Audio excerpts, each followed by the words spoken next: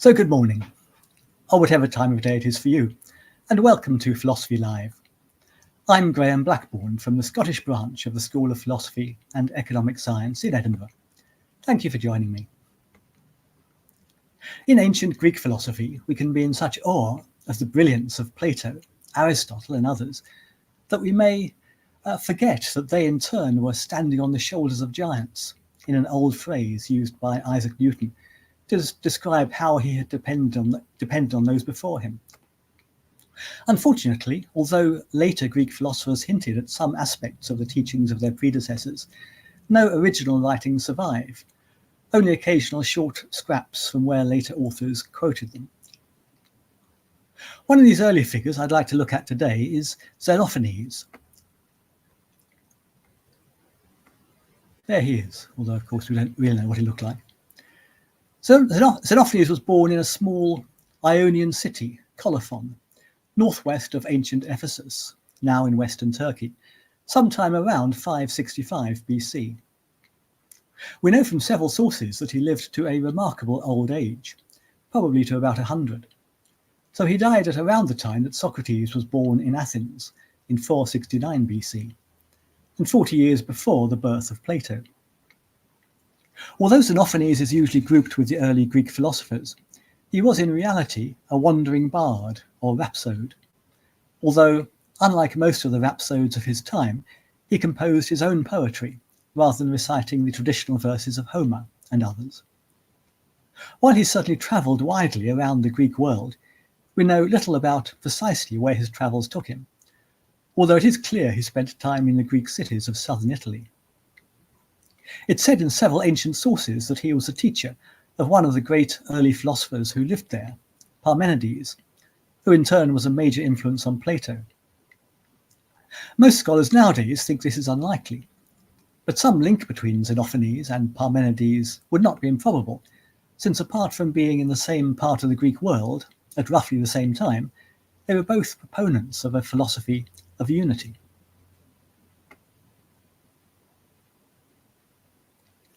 But how much are we able to glimpse of Xenophanes' thinking from these small scraps which have come down to us? From the little we do know, he was an acute observer of the natural world, who didn't attempt to justify his picture of the world through philosophical argument, but simply to describe it as he saw it. He was a pioneer in seeking explanations for natural phenomena. Although his original words are lost, we know from later Greek writers that he was spot on in some respects. He recognized that clouds were formed of vapor which had been raised up from the earth by the heat of the sun, and that fossils in rocks are the remains of sea creatures which were covered in mud and later dried out. It's easy now to ridicule some of his other conclusions. He thought that the sun is created each day by a collection of small fires, and that the rainbow is a type of cloud. But he was amongst the first to try to find natural explanations for such phenomena. For those before him, both the sun and the rainbow were simply gods, as were the forces behind, for example, thunderstorms and earthquakes. Indeed, Xenophanes ridiculed the idea of gods as human-like creatures acting arbitrarily and often immorally in the world. Perhaps the closest he came to logical analysis was in showing how we all create gods in our own image, noting that the Thracians make gods resembling themselves, and the Ethiopians similarly, and continuing. And here we have a fragment of Xenophanes' own words.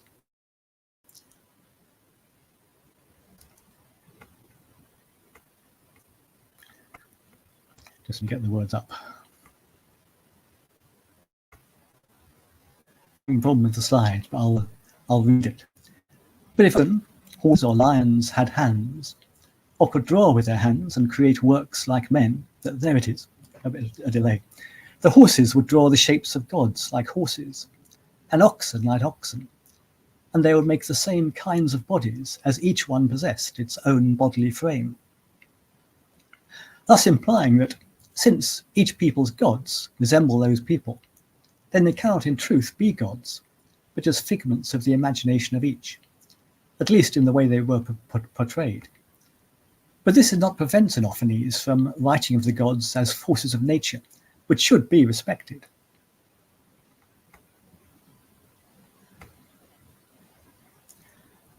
Xenophanes' poetry also included his thinking on other fascinating philosophical topics, including, for example, the limits of human knowledge.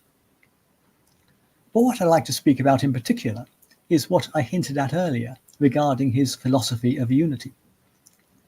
And here I'll stick my neck out and suggest that what he said about this was not some radical new thinking, but perhaps traditional intuitions which, as a poet, he was expressing in new poetic language. We have 4 sentences of Xenophanes' words on this topic, which were recorded separately by 3 different ancient authors. Classical scholars nowadays tend to group them together, although we don't actually know what order they came in, or even if they were originally connected or not. But here's my attempt at reconstructing them. Let's start with what I take to be the first line.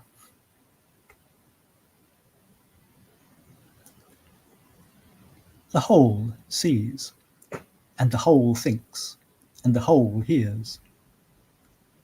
So what is this whole Xenophanes speaks of?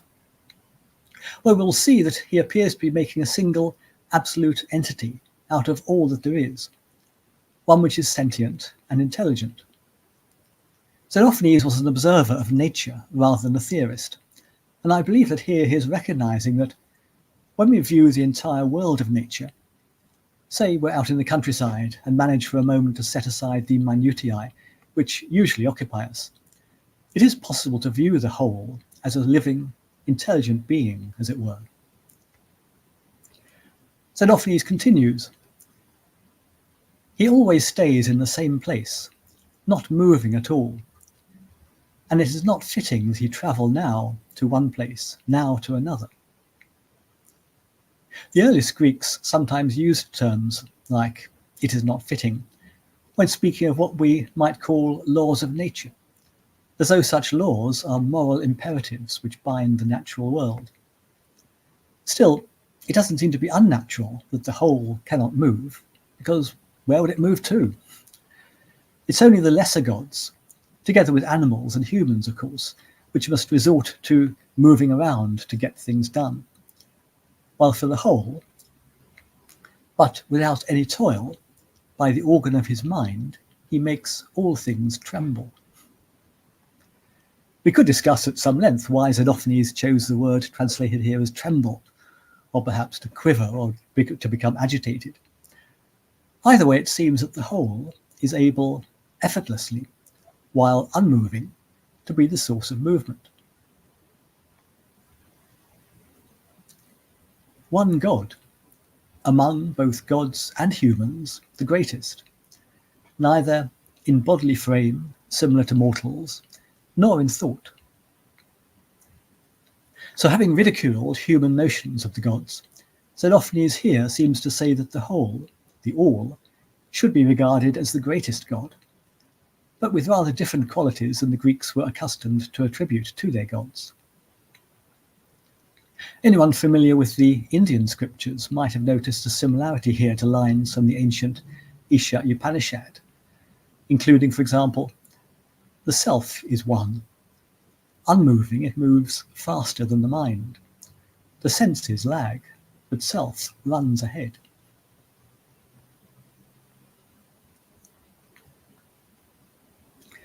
So isn't it a pity that we don't know more of Xenophanes' poetry from the 6th century BC?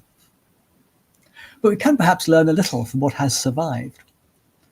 Firstly, we might remember to be keen observers of the natural world, so that we could understand it better. And in particular, like Xenophanes, we might attempt, for which I think a quiet mind is a great help, sometimes to see the world as one whole, unmoving, though full of movement, life, and intelligence, and perhaps to gain some sense of how it was that Xenophanes felt it to be a great god. So here's how philosophy might help us today. And thank you. Philosophy Live is on every Friday morning during the term at the same time.